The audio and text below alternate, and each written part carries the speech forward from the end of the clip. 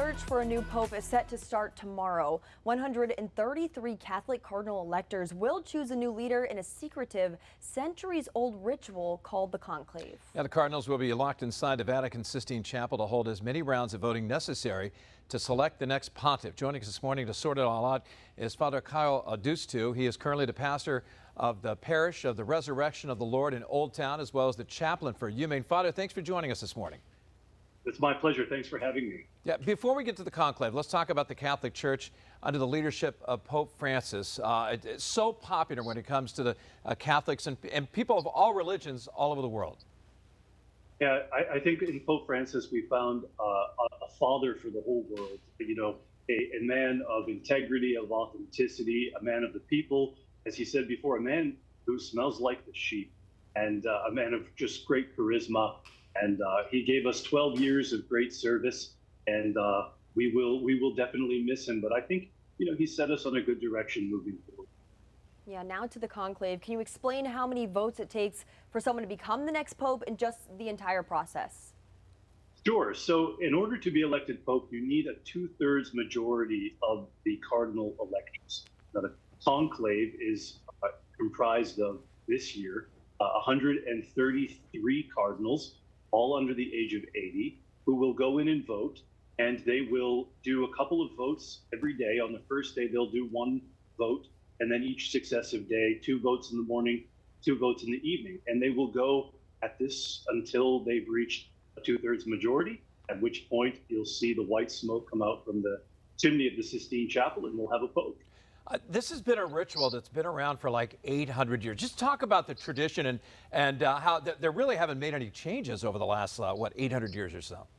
Yeah, it's true. I mean, for the first 1,000 years or so of the church, the people of Rome, the clergy of Rome, elected the pope.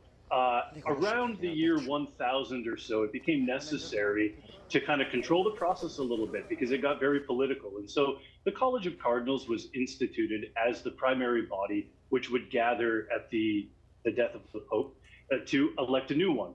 And from that point forward until today, the Cardinals have been gathering to elect the Pope. Since around 1290 or so, I'm not sure the exact year, they've actually been locked in. It's where we get the word conclave from, with key, conclave, in order to ensure that there's no outside influence and that they will elect the Pope, hopefully in a speedily prayerful manner. So we were looking at the CBS News website, and it says that the average time to pick a new pope is around 2 days. Do you think that will happen that quickly, or do you foresee a long, drawn-out, dramatic process? That's a good question. I wish I knew. I think if you look over the last 100 years, every pope has been elected within 5 days, and the last couple of popes have been elected within 2 to 3. I anticipate that this conclave will probably be within that framework, but who knows? The Holy Spirit could be inspiring the cardinals to have, you know, longer periods of conversation and prayer. Who do you see as possible favorites when it comes to becoming the new pope? I mean, we just had the Kentucky Derby over the weekend, so who do you think the favorite to go across the finish line? Well, as you've probably heard before, anyone who goes into the conclave as a pope comes out as a cardinal. So there are, of course, people that we call them the papabili, those who are the most popeable. And you hear names like Cardinal Tagle from the Philippines, Cardinal Parolin from the Vatican Secretary of State, Cardinal Pizzaballa from the Patriarchate of Jerusalem, all sorts of names. And really, we're not sure if any of them are going to receive the necessary votes to be elected. And I think we have to wait and hope and pray that the Cardinals will discern well with the Holy Spirit to give us the Pope that we need. Yeah, good to know. As we also know, Pope Francis was pretty progressive. In your opinion, is the church going to continue in that direction, do you think?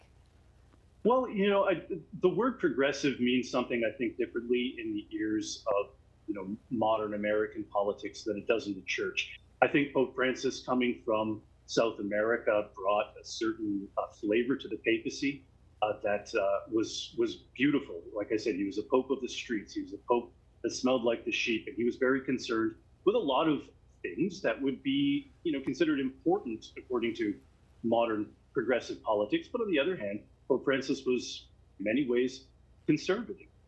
And so I think if we put aside the way of looking at the conclave from an American standpoint and look at it as this is the custodian of the church's tradition, but also someone who's going to have to lead the church into the future. I think we'll probably end up seeing the Pope who has both elements of conservative and progressive characteristics.